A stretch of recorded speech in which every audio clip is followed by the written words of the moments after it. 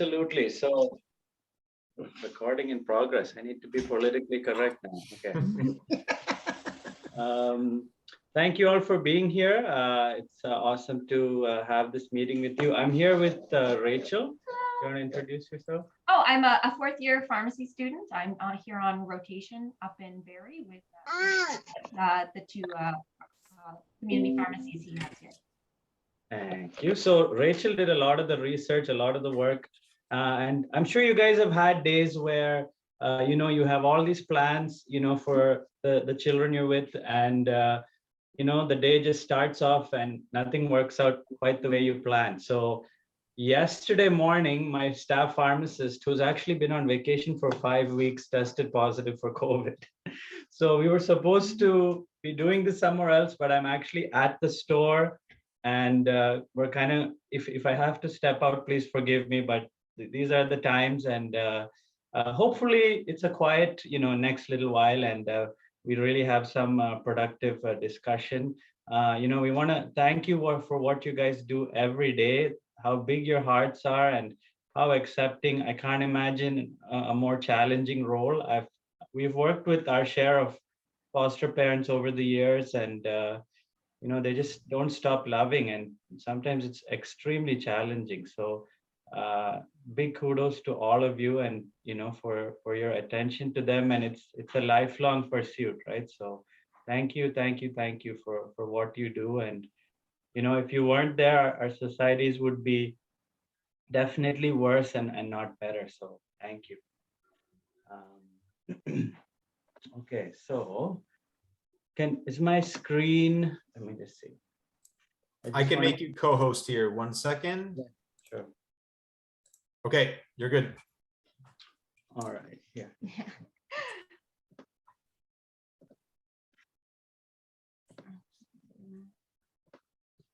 Rachel's better with this tech stuff. I'm only 36, but I feel 100 years older to her.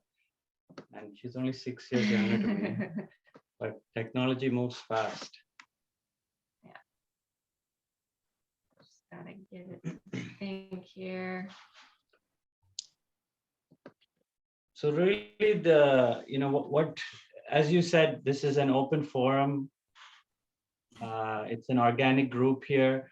Please chime in with what you'd like to hear about, what you'd like to discuss, your experiences. We want to learn from you guys as well, because that helps us all down the line. So please chime in if you have any questions, any comments. If you disagree with something, and constructively, we're happy to have a kind of joint learning environment here. So when we were talking to Mary and to Tyler, we were like, okay, what will benefit the group here, right? Working with these kids, we don't know a whole lot about what the exact challenges are. So it's kind of tailored to what we've seen in community practice. So yeah, if you have questions, if you'd like to even mention comments on your personal experiences, by all means. All right, so Rachel and I will kind of go back and forth. And yeah, you want to start? Of course.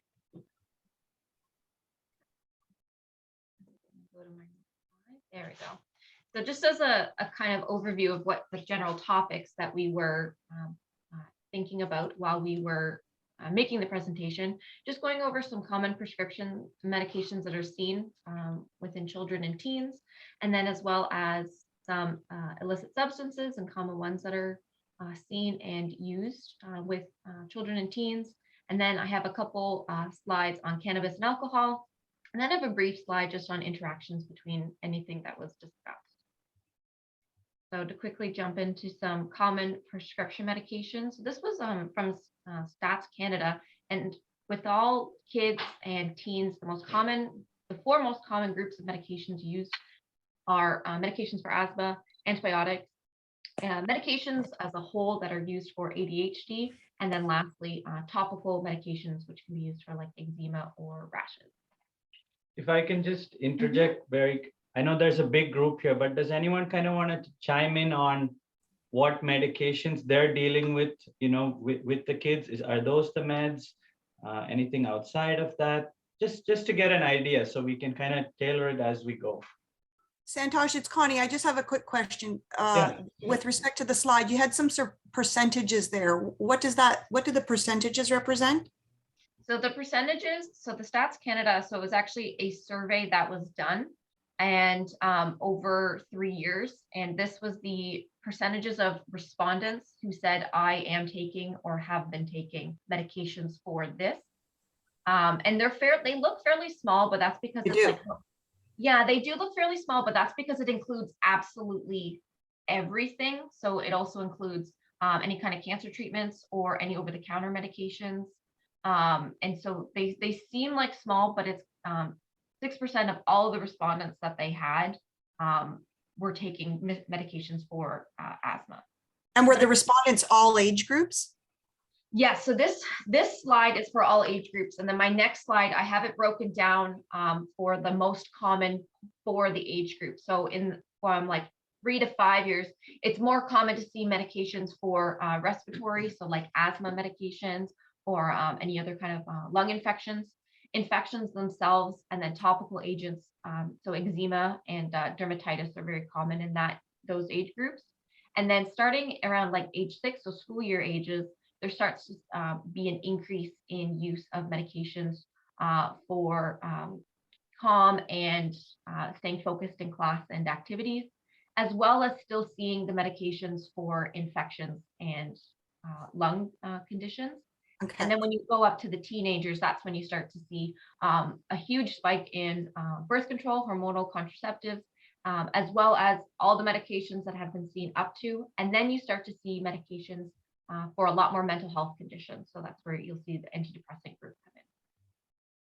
Thank you. No problem. So I picked two main classes of medications. So that are commonly seen in children. So stimulants, you start to see them in school-age children. They're extensively tested and are commonly prescribed for ADHD. And what they do is they increase concentrations of dopamine and norepinephrine in children's brains. And that is having the increased dopamine and norepinephrine for people who have ADHD, it causes a calming effect as well, and that helps them focus because the levels are low with ADHD, so that's what's causing the restlessness and the inability to focus at the time. And then I have some names of medications that may be commonly seen, brand names of Concerta, Adderall, and Vyvanse, very common. And then side effects with the stimulants that are generally seen. Dry mouth can be very common, as well as decreased appetite, which is a concern with any kid, because we obviously know that kids are growing. So decreased appetite can be a problem if they aren't meeting weight goals as they age, because then they're not able to properly grow. And then lastly, because they're stimulants, they can keep kids awake. They can cause some problems sleeping. So yeah, it's important. I mean, most likely the doctor or pediatrician, is keeping track of their growth, their height, their weight. And taking it as early in the day as possible is best to reduce the insomnia. But sometimes even that doesn't do it, and we have to try other agents that Rachel will mention. Yeah. And then the other group of medications that I wanted to talk about, you start to see them more in the 12 and up, is a very wide class of antidepressants. So I just quickly selected one of the antidepressant class. They're called SSRIs very generally. And while it's named antidepressants, they aren't necessarily exclusively used for depression. With mental health medications, one group of so many classes are used for so many different mental health disorders. So even though it says antidepressants, antidepressant medications are used for depression, anxiety, PTSD, OCD, and others. And they overall increase serotonin levels. And so this is what can help affect the mood and improve mood and reduce anxiety for those that are needing to take it. And then I have some examples. A common one seen in younger children especially is fluoxetine, because it has the most studies and safety tests done on it in children, but they're all generally well safe and well tolerated.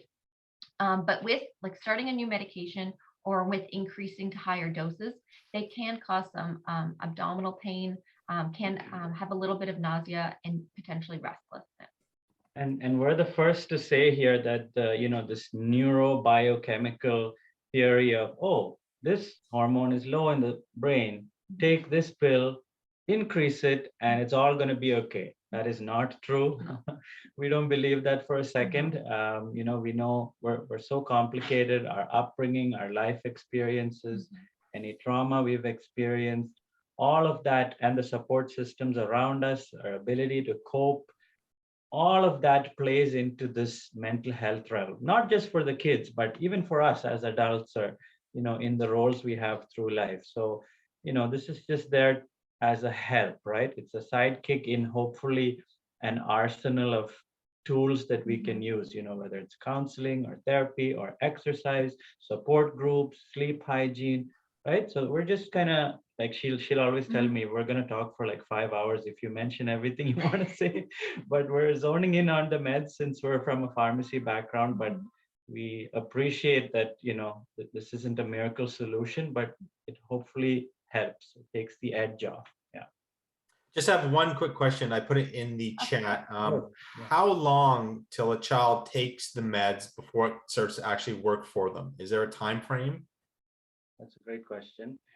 So, again, it's like the dose response is very custom to the child. So if it's something like a stimulant, you'd see the change pretty quickly. I'd say within 10 days, I'd say 2 weeks is fair. Typically, some medications we start at a low dose just to make sure they're tolerable. So you may not see a change, but as long as the side effects are manageable. So if it's a stimulant, they're not having trouble sleeping, they're not having, severe loss of appetite, then the dose can be increased safely. As a rule of thumb, for something a little more nebulous, like, depression or anxiety, we say 3-4 weeks. And it's important to measure it. So, I personally, I've used this app called Mind Beacon. Maybe you guys can look at that. It's completely covered by the government. It's called Mind Beacon. This is for all of us, people of all ages, where you have a psychotherapist and a check-in on you, all on an app. You don't have to have phone calls, and it's modules that you do to equip yourself to deal with anxiety or depression. And one thing that shows up on there, as you're getting to like exciting new content, there'll be like a scale, anxiety scale, depression scale, and then you have to rate yourself.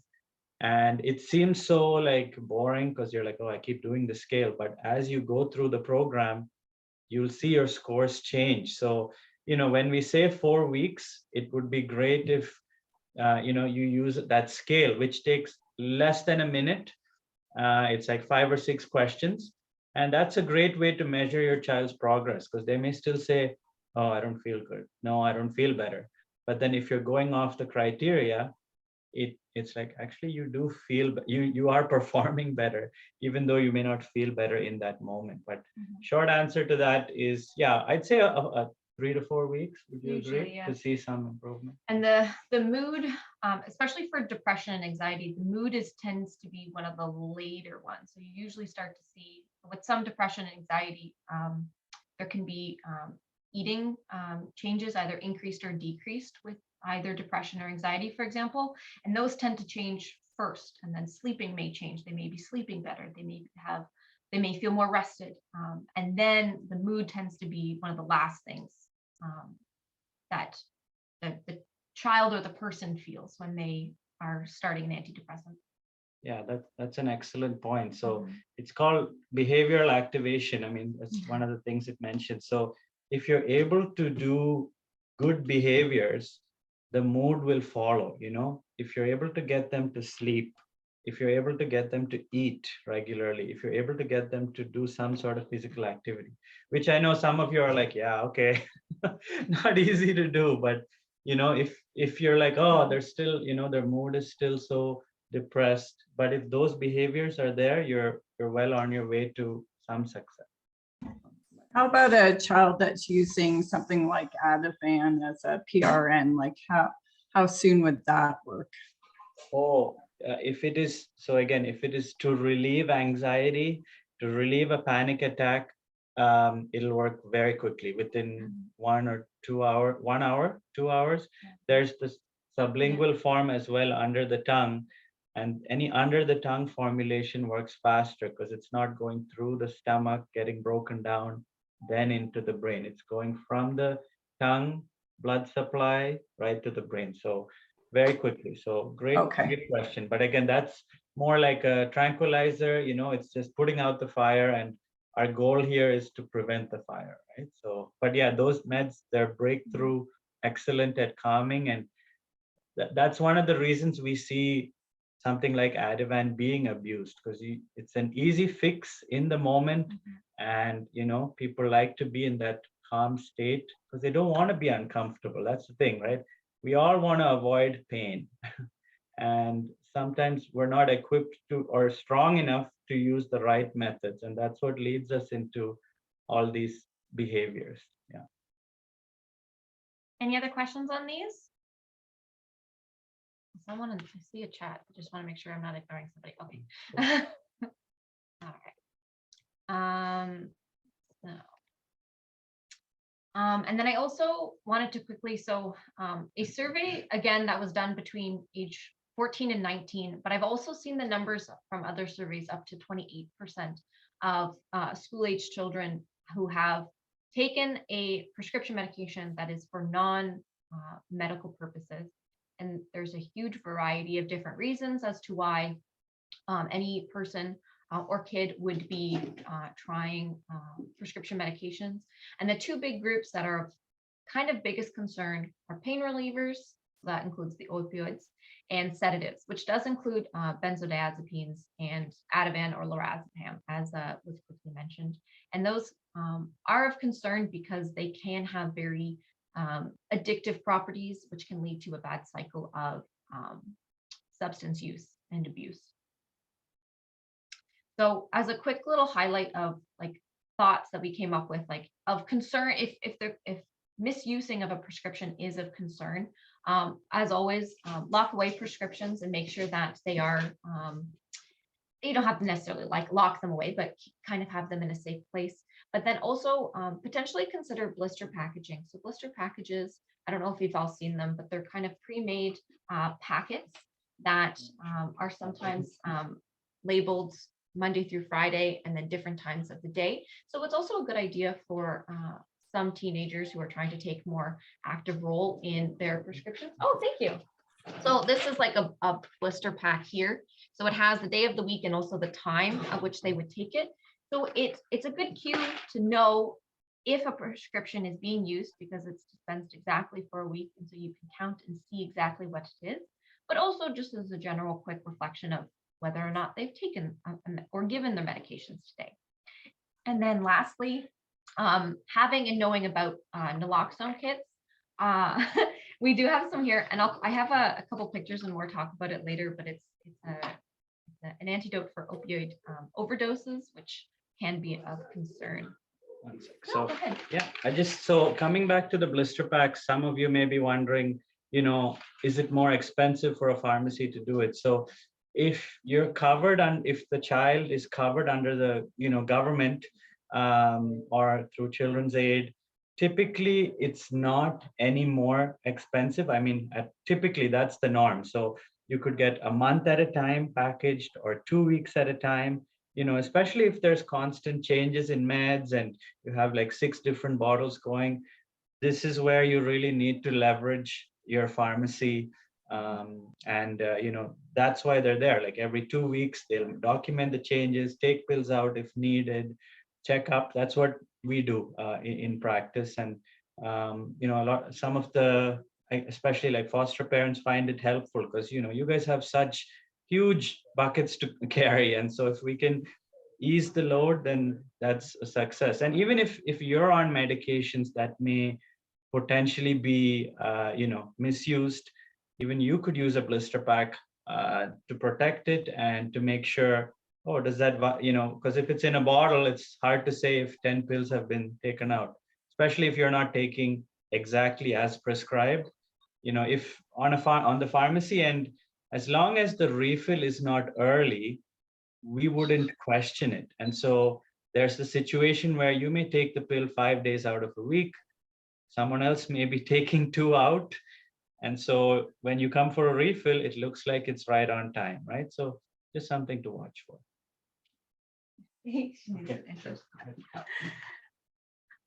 Okay, so then we wanted to quickly pivot to some illicit substances that tend to be used for all ages.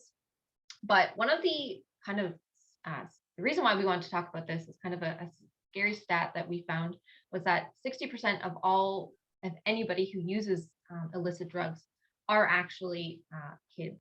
And so, and a bigger concern is that the brains are more vulnerable to the temptation and the effects of these illicit substances, because I'll go into a little bit more with each medication, but specifically our brains are constantly developing over time, and our brains finish developing in our mid-20s. So during adolescence, different pathways in our brain are developing, not all at once, but kind of in different orders. And specifically when it comes to substance use, is that the reward pathway develops first before our cognitive control. So the cognitive control, you need to think about it like the filter, like the think before you do center of our brain develops before we develop our reward pathway. And so the reward pathway is, X makes me happy, therefore more X equals good. And versus thinking about like, oh, what is, the cognitive control makes you think, okay, what is X? Like, what is that substance and what does it do? What does it do after I've taken it? And what does it do long term? So these are American statistics of these were children of school age, so grades 9 to 12, and who had it used or tried in the past 6 months. And these were the top 4 medications. And quickly to highlight, the synthetic marijuana is not the same as the legal cannabis in Canada. It's much stronger, and it's sometimes called K2 or spice. It's considered much more dangerous and much more addictive than cannabis, and it is still illegal in Canada because it is that dangerous, and nobody should be using it or trying it in replacement of cannabis. And then there's MDMA, hallucinogens, and cocaine. And then I kind of dive into them a little more. So with cocaine, they also have other names that other people can use. A lot of the times you hear blow and Charlie, and it's a powerfully addictive drug. It's like a stimulant. So like the prescription medications, they're not like the prescription medications, but kind of the same class in the sense of they give a sense of energy and euphoria. But while they give that energy and euphoria, they also can cause irritability, restlessness, and anxiety for the user. And long-term snorting of cocaine can actually cause damage or ulceration within the nose. And ultimately, it can cause a nose septum collapse.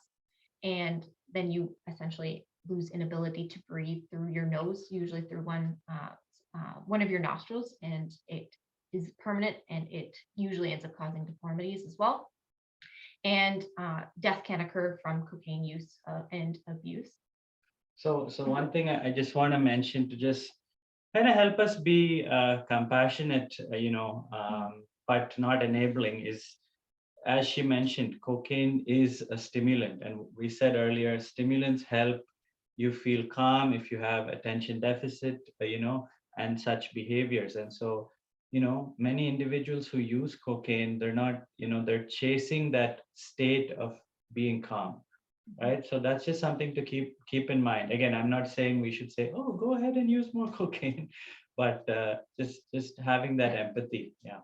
Yeah, and I don't mean to try to like villainize at all like users of substances, because there's so much more than just, it exists in the world and it's used, because like there's so many more components involved. There's genetics involved, there's lived experiences involved, there's access involved, and peer pressure instances. I kind of just wanted to highlight what is used, so we all kind of have an understanding of what's out there, what is potentially being used, and the concerns of that. Just want to chime in response to Zoe. Yes, so Zoe asked, would you recommend that our homes have naloxone kits, especially since we have some kids that have many meds and are also self-medicating? Yes, Yeah. absolutely. So it's free. I mean, Tyler, even if you wanted, so yesterday for example, we have a Native Friendship Center, and we just did a Zoom education Training, on yeah. naloxone. But what we ideally need is, a health card and date of birth of whoever's getting a kit, and we can, if we can connect, that's just an option. But you can typically go to any pharmacy to get it. I'm very involved in the addiction sphere, so with some pharmacies, I've heard you get pushback and the weird look, and that's the opposite of what should be happening. But yes, I would highly recommend it. Unfortunately, I've seen 2-3 young people over the last couple of years who have died of accidental overdoses, gone to smoke marijuana, some mental health, they're on an antidepressant like fluoxetine, and a week later you hear that they were just trying to smoke some weed, and there was fentanyl laced in it, or whoever the dealer was didn't clean the scale, and there have been deaths. So even at the Native Friendship Center, where we probably every 1 to 2 years, because these have a 2-year expiry, extremely simple to use. Someone did need a kit there, so they were thankful. They had like 30 of them, but it's fully covered by the government. If you decided you didn't want to disclose health card for whatever reason, even that is not an issue. So as long as I can do some form of documenting, because each kit is $120 paid by the government, but when I'm doing 30 in a day, I just need some form of a paper trail, so they're not like, we're taking all that money away. But yeah, we'd be happy to, if we can help. But yeah, any pharmacy should be doing it. Yeah. Our small town. Yeah, there we go. Exactly. Yeah. Oh, that Mary, thank you.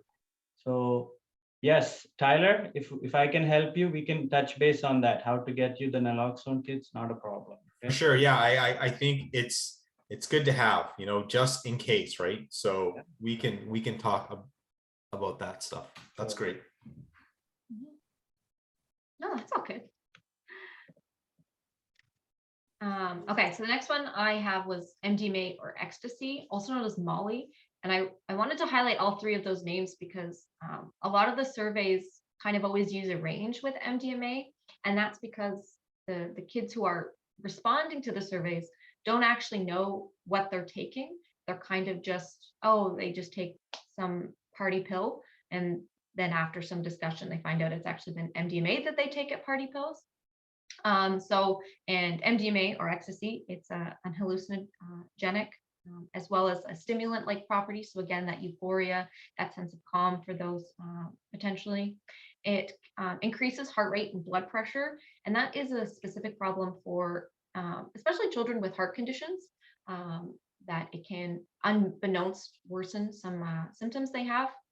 Also, confusion, depression, sleep problems, anxiety, paranoia, they all can happen during the high, but also they can happen for up to weeks after taking the medication. And so some people may feel like their anxiety has increased or their depression has increased recently, but they're kids and they may already be suffering from past experiences. And so they self-medicate with other things, continuing to a cycle, but it also could be a side effect potentially of an MDMA use. And long-term wise, it can cause damage to the areas of the brain while it's developing for thought and memory. Oh, yeah. Yeah. Yeah. And a lot. Good I do comment, Darlene. Yeah. Yeah, I do have a slide coming up with it. LSD or acid, it's another hallucinogen, and it's not usually a tablet, it's usually like a wafer sticker that kids and people will put on their tongue, and then it dissolves into their tongue. And while it is a hallucinogen, and there's a lot of social media talk about, the hallucinogenic properties of it, the effects can be very unpredictable, and it depends on the person's mood that they were in when they took it, the amount that they take, and of course, if they're just taking a wafer, they have no idea how much they're taking. Past experiences, because some people who take LSD can experience very severe, terrifying thoughts and feelings. And lots of people who experience LSD experience flashbacks, not just during, but for periods after their effect of taking the LSD. And then lastly, of the illicit drugs I wanted to highlight was magic mushrooms. It's another hallucinogen, and they can cause anxiety, panic attacks, confusion during the high.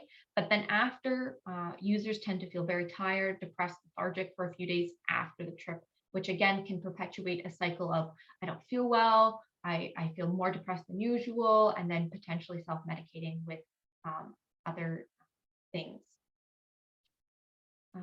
And then we talked about this really briefly in terms, so with contamination, so a lot of illegal drugs are being contaminated or cut or laced with other things. And I say fentanyl and benzodiazepines here, but the studies, they actually, like use facilities, they'll actually take samples of people who are bringing in their medications and they'll test them. And these aren't the fentanyl and the benzodiazepines that you get like medical grade from the pharmacy. These are just random designer ones that are designed to cause addiction, and they're designed to cause people to need more and to come back. And which is extremely terrifying, especially since both fentanyl and the group of benzos are addictive and they can cause overdose. And so while a person, a kid at a party may think they're, going to have some cocaine to have their party drug, they don't realize that they're actually taking fentanyl, which can cause an overdose or a benzodiazepine, and then they could potentially be having withdrawal symptoms from the fentanyl, opioids, or the benzodiazepines. So this is where I quickly highlighted the importance of naloxone. I just want to touch on No, that you're for 1 good. sec. Yeah. So when you look at the Canadian evidence, more than 90% of the overdose deaths are accidental.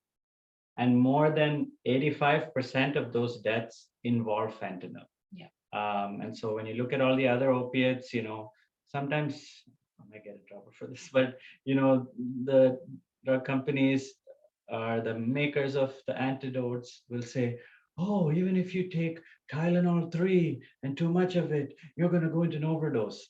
That is highly unlikely. The biggest culprit is fentanyl off the street, and even trace amounts are enough. So as you said, it's a proactive approach to have the naloxone on hand, because it may just be, oh, I'm just getting some weed, and it may be a different supplier, COVID interruptions to the supply. So they may go elsewhere. And then I have a quick picture of what's in the naloxone kit. So it contains 2 nasal sprays, so it's easy for training. It's easy for potential like kids to use, depending on kids. So some kids like teenagers, they may have it in like their car if they're going to a party, depending, because it's meant as a safety precaution. It can save a life. It's not meant to be there to judge use. It's meant to be there of, just like seat belts. You don't always need a seat belt, but you wear one anyway.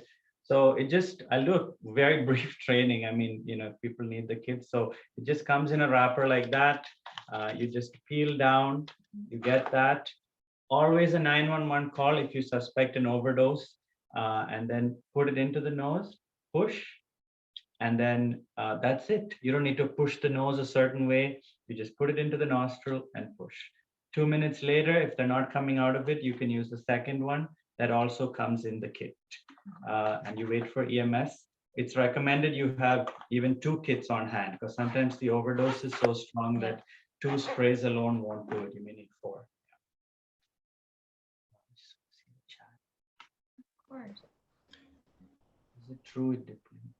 Is there ever a time where you would say not to use the Narcan?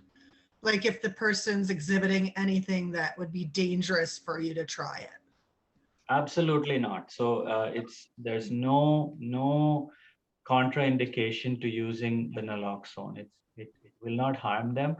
That being said, it can put them into a state of withdrawal. So they're used to having this opiate in them. Suddenly it's out of the system. just temporarily. All the opiates are the chemicals are still in the brain, but the naloxone's like a shovel that scoops it out of the brain till it goes back in. So in that temporary state, they can be restless, jittery, cold, clammy, just feeling unsafe. So you may see some aggression just because they're in that state of confusion, but no long-term harm at all. Yeah. Is it true that it depletes the brain serotonin? I think, was it maybe talking about opiates? No. I would say the answer is no. So, and because of neuroplasticity, that's our saving grace. That was the MDMA. We can check on. I can double check, but nothing that I had read and researched on it had it deplete the serotonin permanently. But again, that may be as a result of use and potential damage to pathways in our brain, because serotonin is used in our brain for communication. Like serotonin, like all these chemicals that are talked about in the brain, they're not just used in one part of our brain, they're used in many different parts, and they are used for the brain to communicate with itself. So I have not heard that. We'll get back to you, Mary, though. I know how to reach you. Yeah, I will definitely find that for you and give you a very solid answer. And even if it does have interactions with serotonin, we'll find it. Does the kits have a certain shelf life? Yeah, so Yes. typically it's 2 years. So this kit in my pharmacy is good till October of 2024. So if you happen to use it after, it may have decomposed a little. It won't harm them. It just may not be as effective. The newer kits have a pink bottom. And what that means is it can be stored in temperatures as high as 40 degrees and as low as -15. So that just makes them even more durable. But yes, it is a medication, and so it does have an expiry. But better to have an expired kit than not have one. Can we get naloxone from anywhere? You should be able to get it. Yeah, you can get them free from any pharmacy. You should be able to. Should be able to. I guess It should yeah. be literally, oh, you needed a kit. Oh, do you want to talk about it? No, I don't want to talk about it. Okay, here you go. That's how the government has set it up. If you want training, pharmacies are equipped with it. But again, I see a big variation. Not sure where you're located, Alexandria. But yeah, definitely. If, like I said, maybe Tyler and I can arrange something to get one for you. Tyler, this would be something that if we had in our homes, we would have to get pre-approved for use on all children or teenagers. Because it's not over the counter, right? So it'd be like an EpiPen type situation. It is actually considered a Schedule 2. So it's like, if you were to give them, Tylenol ones are behind the counter, or an iron supplement. Those are Schedule 2 products. So as long as there's a pharmacist discussion, you can have access to it, which we're kind of having now. So again, on the Carpe Diem side, I don't know if you have your own protocol, but officially it's not a prescription product, it's Schedule 2. Yeah. And I think, Dar, we would talk with Children's Aid and just tell them this is what we're doing, the safety plan, and they would be fine with that. All right, and then to move on to our third topic is with cannabis and alcohol. So cannabis is the second most commonly used substance in all of Canada. The psychoactive component is THC. There's about 400 different components and chemicals within cannabis, but the psychoactive one that gives the high is THC. And humans do produce our own cannabinoids. They're called endocannabinoids. And so it's another one of those chemicals that talks that our brain uses to talk to itself and our whole nervous system. And it has an important role within the circuits and structures of the brain. And again, because adolescents' brains are developing, it's cannabis use while the brain is developing can potentially cause impairments in neurocognitive functioning. The studies aren't fully conclusive, but there is evidence to suggest it happens. So just kind of anecdotally, Santhosh was saying, so here at the pharmacy, they'll have a nurse come in and discuss medical cannabis use for people. And anybody under around the age of 24 pretty much does not get recommended for it, because the prescriber cannot be 100% certain that it is not going to cause any of these kind of issues with development. That doesn't mean it hasn't been prescribed for those under 24, but it is kind of a risk-benefit contribution because of the concern within the developing brain. Because our body does produce it naturally, if we are flooding our system with it, it can cause impairment. So, yeah, that's fine. As we talk about alcohol and cannabis, it's kind of normalized. Oh, it's legalized. Oh, they said it at LCBO, but it's really important to treat it like a prescription medication. I think we, and sometimes we reduce the potency of these substances over time. It's like, oh, I'm not doing this, I'm just smoking a little bit of weed, right? But long term, it can really have detrimental effects. So, that's just something to watch. Like, what is the alcohol usage? If it's more than like 2 beers a day, that's, above the recommended norm for males. And even cannabis use, there's no minimum allowed, right? So just keeping that in mind. Yeah. Yeah. And there's a misconception that cannabis is not addictive, and we know that to be untrue, but it's the same kind of concept with any addictive substance. Anytime you try something one time does not immediately mean you're going to become have a substance use problem with that substance. There's a potential for it, and there's so many other factors involved, and cannabis is a potential abused substance. It can be misused. And then with alcohol, we know it's the #1 used substance in Canada, and there is underage use. And young people have a higher risk for the negative impact on the brain because, again, it's not fully developed. And they're also vulnerable to potential brain damage as a cause of it with alcohol overdose intoxications and toxicities. And this long-term wise could actually contribute to poor performance at school or even work. And that's on top of all of the known long-term harms of alcohol in terms of abuse. And also it's been linked with many long-term diseases, including cancers. And so with alcohol, like if we remember at the peak of the pandemic, everything was closed. Absolutely everything was closed except for the hospitals, pharmacies, and liquor stores. And so, like Santhosh was saying, we think it's a benign substance, but the reason why the liquor stores were still open was because we as a society and medical professionals know that if we cut off people from alcohol, they immediately go into withdrawal. And people who are withdrawing from alcohol can have seizures and die from it. And that was not a risk that people and the government was willing to take by trying to shut down and curb the alcohol. So with children born with addictions. Just answering a question of Mary's. Yeah. Yeah. So children born with addiction, are they at greater risk of recurring addiction? So addiction and risk of addiction is such a wide range of net of potential risks. And there's a long list of things that cause a longer risk.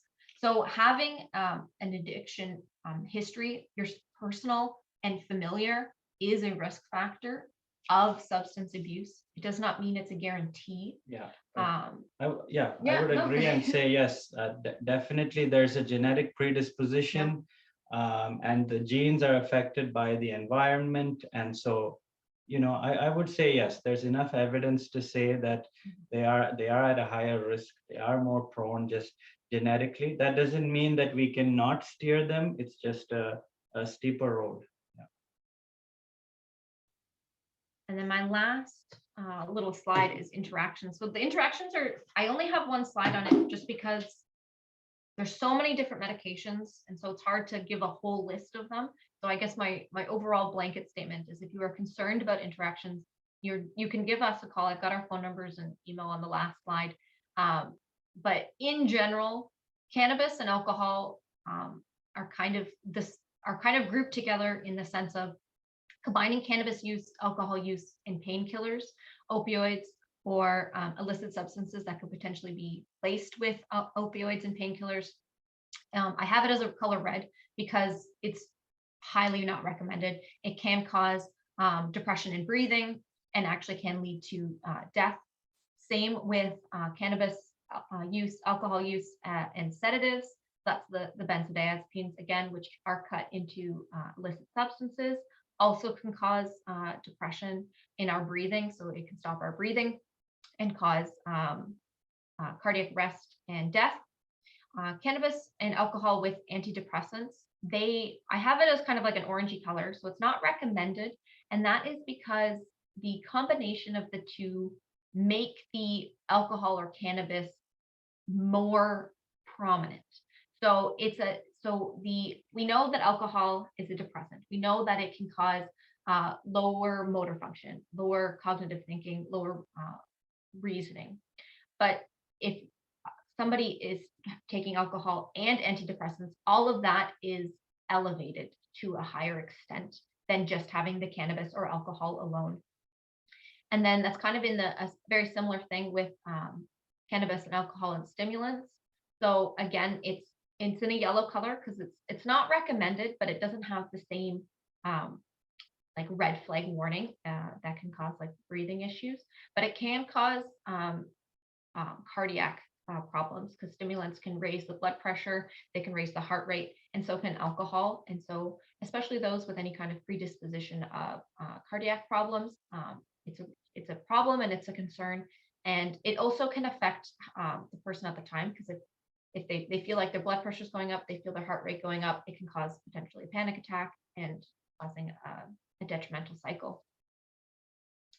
So I just have like a brief little intervention slide, and I understand that there's we're talking to a group of foster parents, and we're no means expecting this one slide is going to change any child's past histories or lived experiences. But the biggest thing that I always read about with prescription medication, illicit substances, alcohol and cannabis is having the conversation and being as open and honest about it, in the sense of not making it seem like a lecture, not making it seem like it's necessarily a bad thing, or that they're potentially because they are potentially causing more harm to themselves, but they at the time, because of their brain development, again, the reward way pathway says X makes me feel better, so I want more X.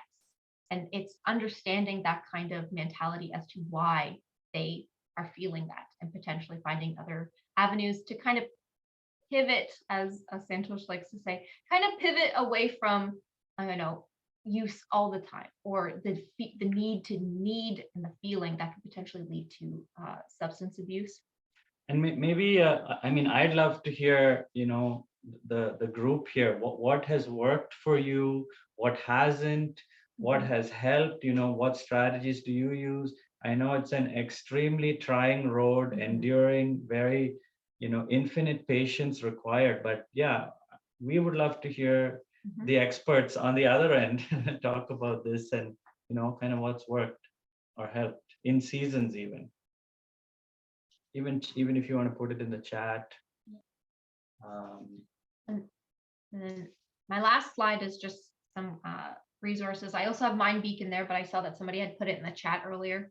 Drugfreekidscanada.org is a wonderful resource. I think it really kind of boils down prescription medications. It also has a really beautiful infographic of concerns, potential reasons why a child or teenager may feel the need to take it, and potential avenues that causes. CAMH also has a lot of free courses. I have their website there, but it's on their main page if you just go to the CAMH website. And they have free information sessions on depression, anxiety, and other mental health concerns. And then I also have listed the Wellness Center Canada, which is a Canada-wide support for mental health and substance use. So that toll-free number there, on the other end of that, there's psychotherapists. So as some of you may know, if you were to have a private psychotherapy session, it's like $120 an hour. So this is trained psychotherapists who are, so initially there's a triage where they're like, okay, what's the condition? And then they, route you to the right kind of therapist. And then you get 12 1-hour sessions with them once a week. But that's just them saying 12. You can have it lifelong, not lifelong, as long as the funding is there, and you can have sessions daily. So this is an amazing resource that's covered by the government. And I personally know people who work there, and they've said it's very busy, and it does lead to positive outcomes. So like we said, it's not just the antidepressant or the stimulant, it's having some sort of counseling, psychotherapy. Evidence has said that's just as effective and even better if combined. So just going to the questions. If you administer Narcan to someone you don't know, are you protected under the Good Samaritan Act? Excellent question. Yes, you are. So, even if you are at a party and having a party together, but you save someone, you cannot be incriminated either for possession. Yeah. And then I think that is our last one. I have my email there. It's my school email. But I have also the pharmacy phone numbers for both, because the Santhosh owns 2 local pharmacies here, and I've listed both numbers just in case you have any questions, or if you want to email me any quick questions or thoughts. I would obviously, any specific, like Mary had MDMA and serotonin, any specific questions like my child, boom, boom, boom, this is the issue. Can I do this? Can I do that? We're here as a resource. Glad to help. Yeah, and I think in terms of time, it's 10:56. So keeping in Tyler's agenda. So any comments? And again, I would love to hear on the intervention side, what has helped or hasn't. Anybody have an example of kids on meds? Because I think often sometimes, some parents may think like these meds aren't doing anything. Are they the wrong meds? Or like right around that communication with Children's Aid and the pharmacist. And sometimes we don't even talk to the pharmacist. We show up, we pick something up, and life gets busy. So I don't know if anyone has any, input or feedback around that stuff, around what's really worked for you, or certain medication where you felt the side effects were, pretty severe for your kids or whatnot. Or if we're all feeling a little drowsy and we need to take some stimulants to get going, that's an option too. Maybe not. I have some kiddos here that are on different psychotropic medications. And I find that the balancing act is making sure that their mental health is in a good place, but also balancing their sleep, because without the sleep, their mental health is going to decline either way. So you're almost constantly trying to find that middle ground of medication and meeting their sleep needs and not letting the medication affect that. Because what I found with some of my guys is we were dosing in the mornings and then dosing in the evenings with certain medications, but then we're putting them on a sleep med because then they're not sleeping. So then you're almost like in this horrible cycle, and trying to balance it and still have them be productive and in a good place. Yeah, that's a tremendous balancing act. And even it's like it's easy for us on the other end to say, oh, A didn't work, try B. But then A sort of worked, and what if B doesn't work and it's exam time, and it just throws everything off, right? But there's more and more medications in the market, like even as alternatives to the stimulants. There's milder stimulants, so maybe not as potent in effect, but less likely to cause the insomnia and things like that. So but definitely a trying balancing act. Yeah. I'm curious, out of all medications for kids, like in terms of psychotropics or ADHD, if there's one medication that sits in your head and you go, I would never put my kid on that. I don't have one. No. I also don't have one. Okay. Because it's always about like a risk benefit, right? Because from a pharmacy side, we always talk about, first line, second line, third line. So like first line is like, this is the one, the ideal. If, you know, if our kid has, if my kid has ADHD, you know, we want to try the first line first, and that because they're usually safer, they have more studies on them, and then you kind of work your way down. But usually, if you've had to work your way down to other lines, there's good reasons to have done that. And more than likely, those children are generally, or should be, very well monitored by pharmacies and also their general practitioners.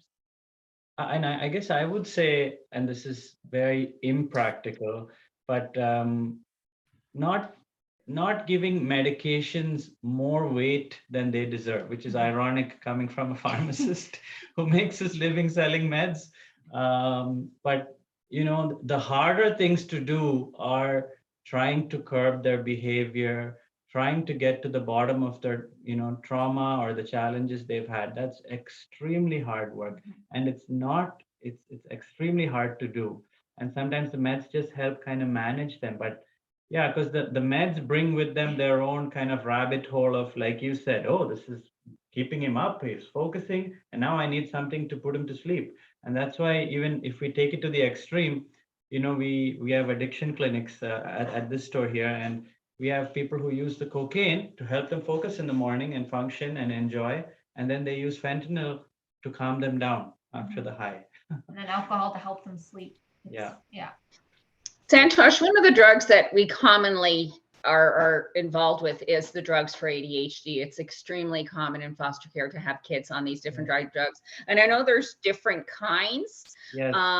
Could you explain what some of the different kinds are and how they work differently on the brain? So when we're going as foster parents to a pediatrician's appointment, they're discussing potential medication, we understand what that medication and what part of the brain it's affecting, and so we can make better choices about what would be best for the child in our care. Right. Yeah. So I think first line is still the stimulants. They are the first line. So they target the dopamine and serotonin pathways in the brain. So they are the best in terms of effectiveness. But if they're too activating, the child is not sleeping, not eating at all, restless, so it's almost too activating, that's when you see a step down to milder agents like Strattera or atomoxetine. That's another agent. And these are newer. You didn't see them 5-10 years ago. It was stimulants or nothing. And another option is guanfacine, Intuniv. Intuniv, again, less potent. So Intuniv and Strattera are two options instead of stimulants. So if you're finding the stimulants are too hard on the child, those are two options. And even at night, clonidine is like a less potent kind of calming option. So yeah, that's just kind of a brief overview of, so there are options to stimulants, so these are non-stimulant options. Yeah. Good question. What I find people asking all the time, why are we giving stimulants for ADHD? These kids are so active already.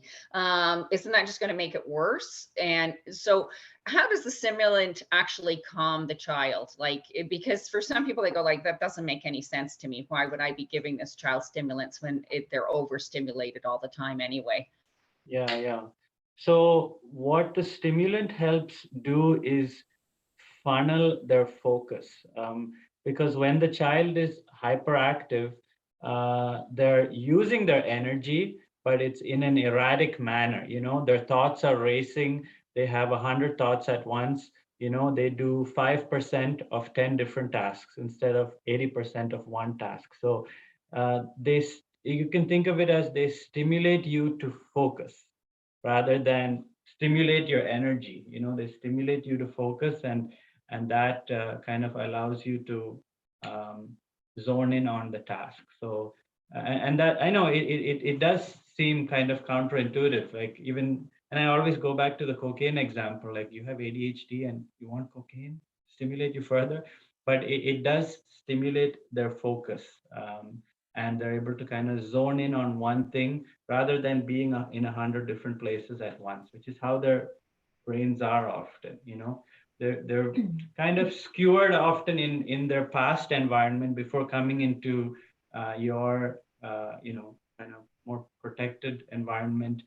It's flight, fight, or freeze. They're constantly in this insecure, reactive state, right? And so they're just conditioned to always being in that state, and this just helps zone them in. Yeah. Plus with ADHD, excuse me, with ADHD, like their brains are developing different than a person or child with non-ADHD. So their levels of the serotonin, norepinephrine are lower than somebody without the ADHD.